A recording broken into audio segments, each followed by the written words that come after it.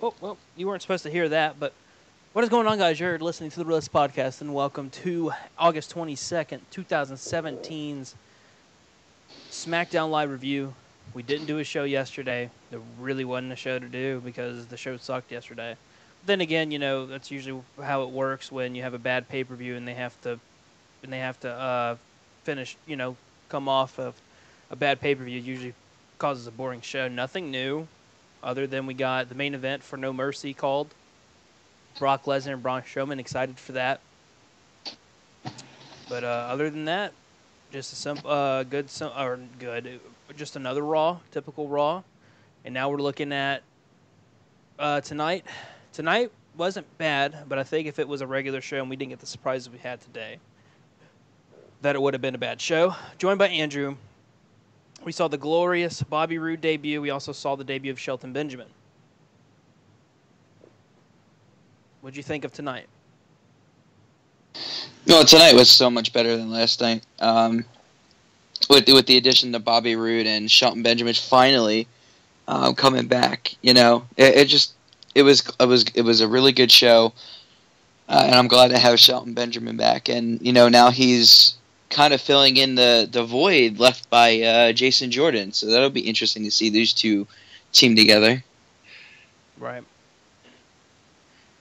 Yeah, I think it's gonna. I saw a tweet and I agree with it. And the tweet read, Jason Jordan has so many years, or Chad Gable has a lot of good years left that this won't hurt him. I agree. I don't think him having a tag team partnership with Shelton Benjamin will hurt. In reality, Shelton Benjamin is there to help out the younger talent. And I think it's good for the tag team division. Something that we've been really hitting hard past few weeks is the tag team division for both divisions are not good, and it is very good to see something new with the tag team divisions. Bobby Roode, only problem as of right now that I took from it is, is he heel or face? Kind of came in as a face. We'll see how it goes though. But tonight was it felt fresh. Something that has been missing with that show for a little bit. And I know you said that you think the show is stacked.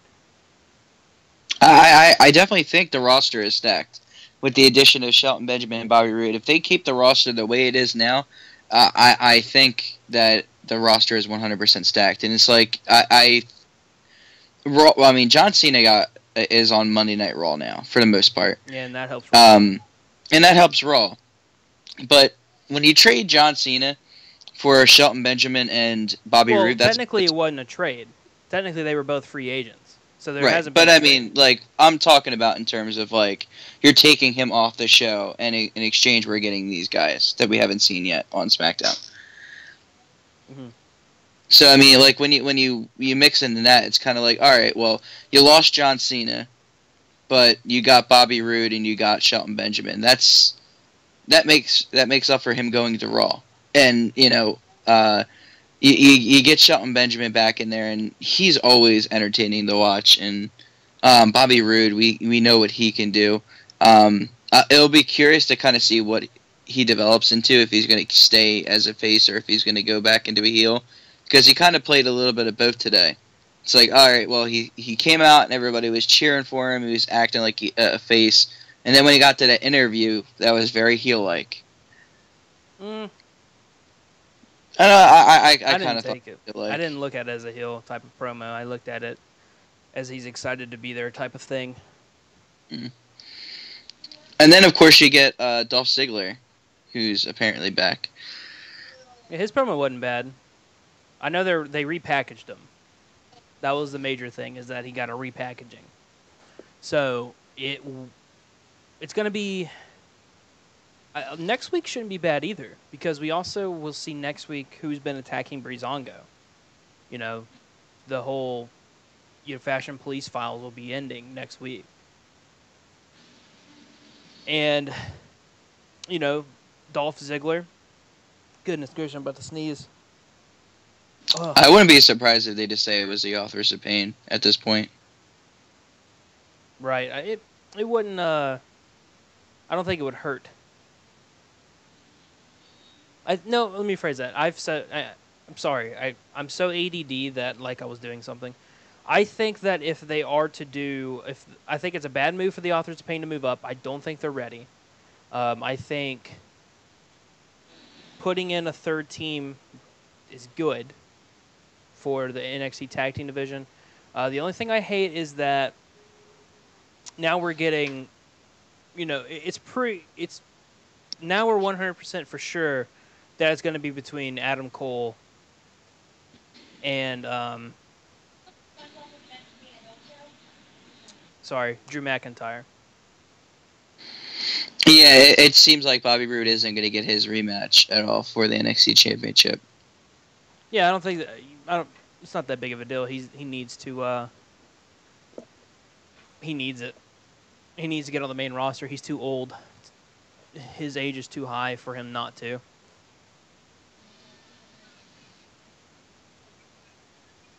I don't know. It'll be interesting to see what they do with him. I mean, he was great in NXT. He had good direction. It's just a matter of how are they going to use him? How is creative going to use him? And if they stand right by him. Right. But I mean, I think we should kind of take a break from SmackDown Live and kind of address some of the things that happened this past week. The rumor mills are swirling about Asuka potentially having a broken collarbone after her match with Ember Moon. And that is true. And that's huge. She did. And that's huge if that's what's going on, because I've seen it from a few different sites, but I haven't seen anything from WWE.com yet. So Asuka's come out and said that, like the Terminator, I'll be back. So, and she's looking at being out for 6 to 8 weeks, which is, 2 months. So she'll be back in time for, assuming the November, the Survivor Series,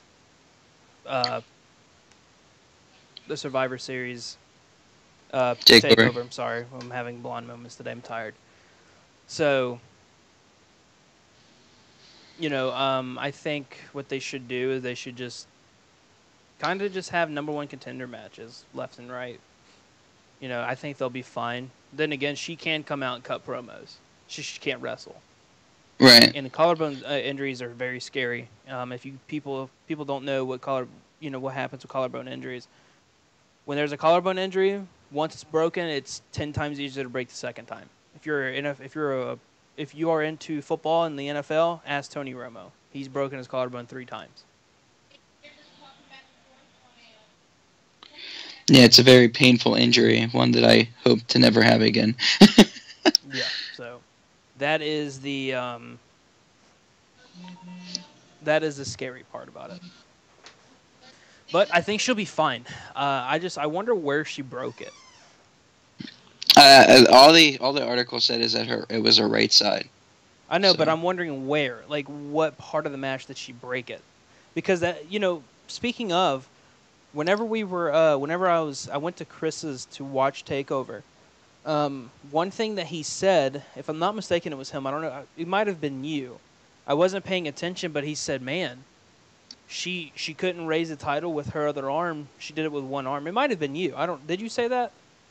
I think Chris said that. Okay, so it was Chris. He said, "As I didn't pay attention to that. She couldn't raise the title with her right arm. She did it with her left, and it looked like she wasn't able to. It looks like she's hurt." Well, I was looking at my phone. I wasn't paying attention, so I have no clue. Yeah, I didn't pay attention to it, but then when I was reading the article, I was like, "Holy crap!" They seem very certain that she's going to be out 6 to 8 months. Right. And that's big. I mean, technically, you have 2 choices: either keep the title on her and have her do promos, or strip her of the title and basically end her, nearly 2-year reign at this point. Right. So, I mean, it's kind of like, it's one of those things that you really hate to see happen, but like at the same time, I kind of feel like it's going to be a refresher for the women's division. Well, honestly, I don't even see them stripping the title off of her. I don't think there's a point. If it's 6 to 8 weeks, which that is usually what a collarbone injury is, if it is 100% a 6 to 8 week injury, that means, I'll do the math right now.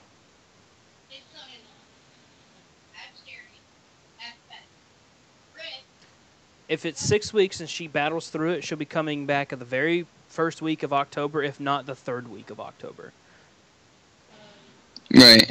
So she's looking at a good month of storytelling for the NXT Women's Championship, because you can't forget that the NXT takeovers or Survivor Series is the week of Thanksgiving. So Survivor Series will be on the 26th, takeover will be on the 25th.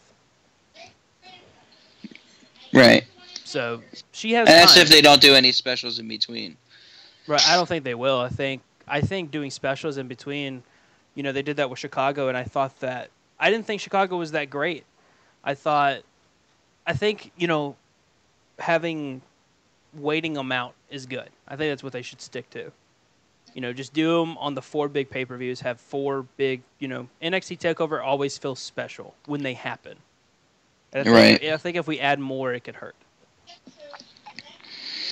And then the other thing that's swirling around the WWE right now is that Big Cass, is his injury a work, or is he actually legitimately hurt?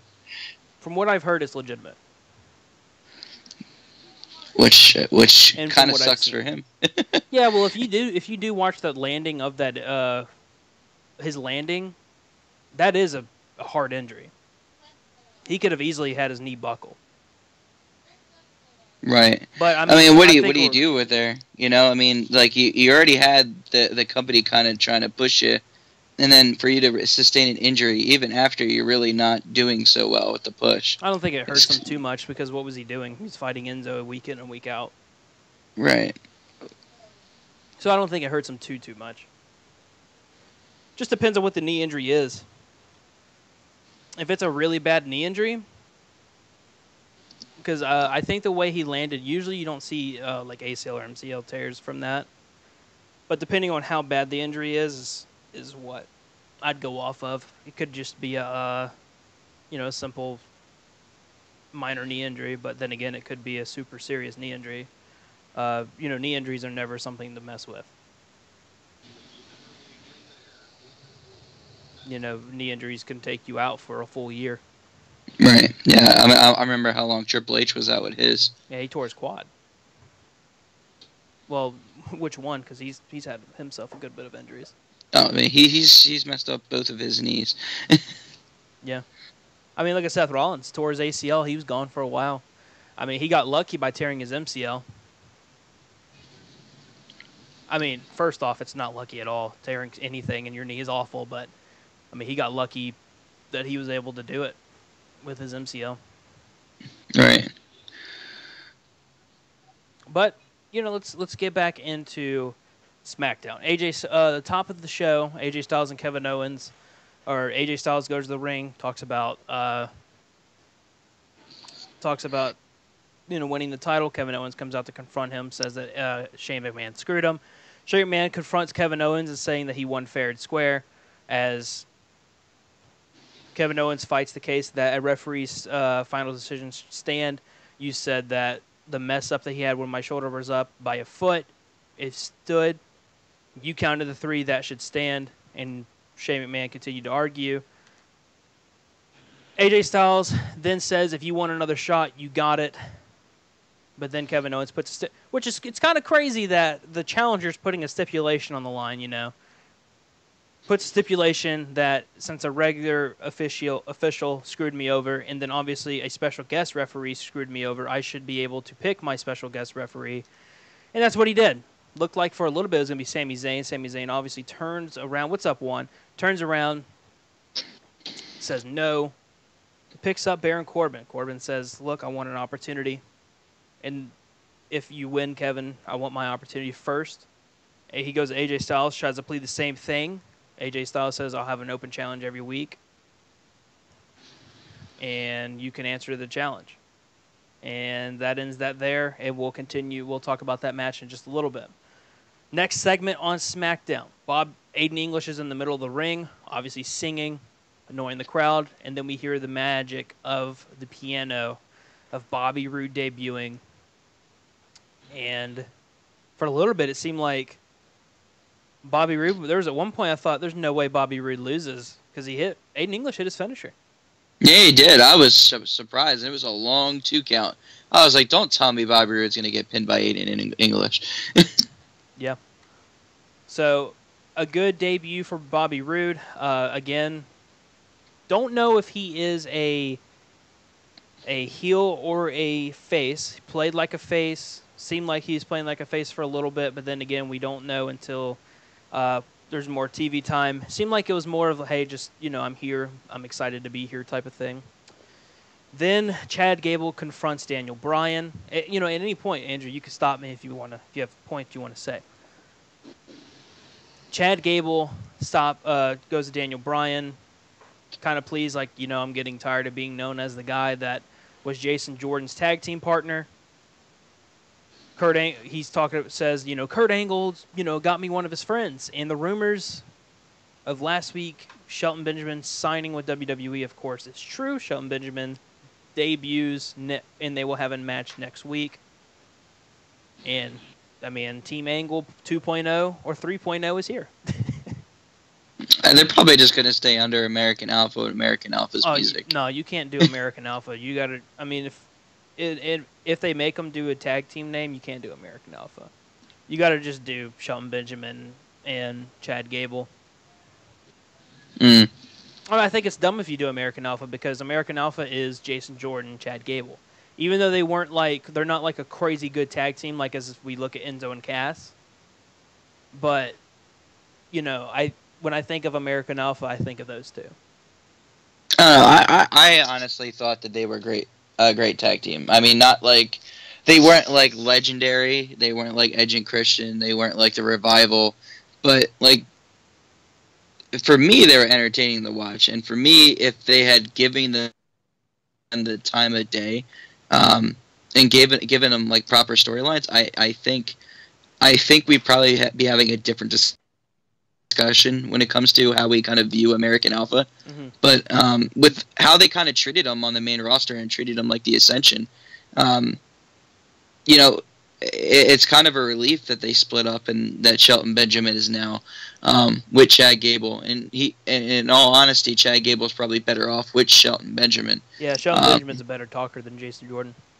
Oh yeah, of course. Not only that, but he's a great performer, and I'm sure Chad Gable will learn a lot from him. And Chad Gable is already the better wrestler out of Jason Jordan and himself. So, just adding like the expertise and tutelage of Shelton Benjamin should really kind of boost him. And eventually, when Shelton Benjamin's done kind of helping Chad Gable, and you have the inevitable split up somewhere down the road, you'll have a really good feud out of it, and you would probably see the development in Chad Gable, and that will be good for when he's actually ready to transition to the main event scene. Right. So, as I said before, there was a tweet that I saw that Chad Gable will be able to look good, fine, and I agree with that. I think he'll be fine. I think it's good that this will happen. It's better than him getting squashed every week. So we'll see what happens with that. Then we have the Hype Bros face against the Usos. The Usos get a win, and I wasn't able to hear what promo they cut. What did they cut? Oh, they're standard. Nobody can beat us. We're back. We're the champions. And then the whole it's not whatever. It's it's not Paranoia. It's the Usos or whatever. Yeah, basically, just saying that nobody could beat them and that they're back and they're in control. We cannot forget that the New Day do have a rematch clause. Just a matter of time before they put it on. Shinsuke Nakamura faces off against the Singh brothers. Of course, defeats them. And then Jinder Mahal comes in, kind of blindsides them. And Shinsuke Kinshasas Jinder Mahal. And again, I think it doesn't help that week in and week out, Jinder Mahal looks like a jobber, but has that title around his waist. it doesn't help. I think it really does hurt them or him. I think it hurts him bad. You mean you're referring to the fact that every time he's in the ring, he's basically getting his ass kicked? Yes, every time. Every time. And you can't disagree with it. No, I mean, like, there's certain wrestlers that, have kind of made a career off getting their ass kicked for 90% of the match and still winning it. But I don't know. It's different when you're a heel. If you're a heel, you shouldn't be doing that. If you're a face, it's expected. Guys like Ric Flair, Shawn Michaels have had their time as a face, and like if you watch any of Shawn Michaels' matches, I don't care if he was face or heel. You would see that he would get his ass kicked for like 90% of the match, and then he would come back with his sequence and get the sweet chin music and win. The difference But with is Jinder that Mahal, Shawn Michaels would, at least throughout the entire thing, put a good match on. yeah. With Jinder Mahal, Whereas it's the Jinder same Mahal's thing. just getting his ass kicked Let's have a and then getting 25-minute saved. match. I'm going to get my ass kicked. I'm going to have my associates, the Singh brothers, come in, save the day, and then I lose. And by the way, it is not the 21st, wrong title. It is the 22nd. So, obviously, the plan is still to have Shinsuke Nakamura in the main event picture. I'm sure he'll have to earn it somehow. And Daniel Bryan has already kind of said that, hey, he deserves a second chance, so we'll see what happens. Naomi and Becky Lynch defeat Natalya and Carmella. Carmella obviously missed Money in the Bank, doing nothing but showing Natalya at any point, not helping Natalya, trying to get to that point where she could cash in. I don't know when it'll happen, but I think it'll surprise us when it does happen. Yeah, and I think it would be a big step back for the women's division if she cashes in and fails. Yes, you have to have it. You have to have the first. Yeah, the first one always has to be successful. Absolutely.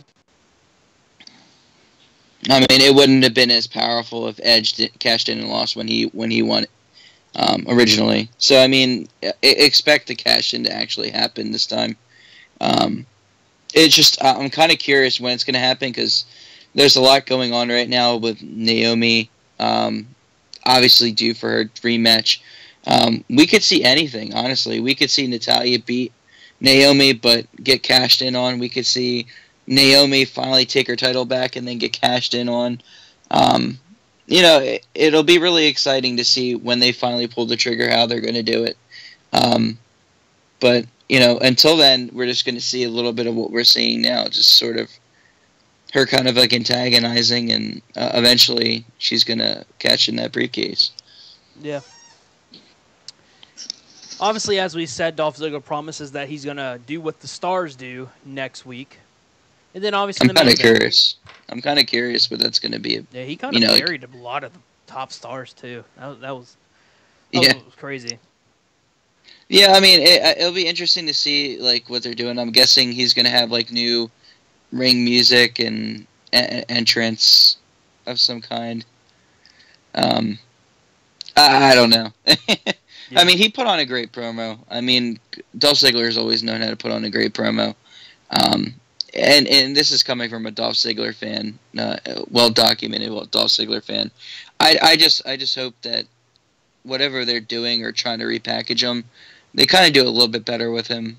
I know that he's not going to be the top guy, but like he can be a good heel, a really good heel if you give him the opportunity. Just like he could be a really good face. So I hope that with this rebranding, you kind of see more time with Dolph Ziggler and you see more quality matches. Yeah.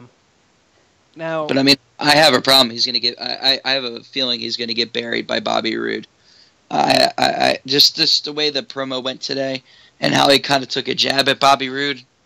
I think that's the direction that they're heading. Right. I think that we could see. I don't know where I'm going with that. Main event was 15 minutes. Really wasn't nothing special. Baron Corbin called it down the middle until the very end. Obviously, The end of this match is AJ Styles had Kevin Owens in the calf crusher. Kevin Owens was barely touching the ropes. Now it wasn't to a point where it was a rope break. So what happens? Well, Baron Corbin throws AJ Styles off, says rope break. AJ Styles says no, he has to have the rope.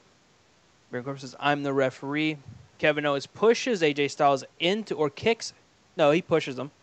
AJ Styles into Baron Corbin, rolls up AJ Styles, and a quick count from Baron Corbin gets a 2 count. He stands up, starts arguing again. Baron Corbin says, I'm the referee. Another roll up, another quick 2 count.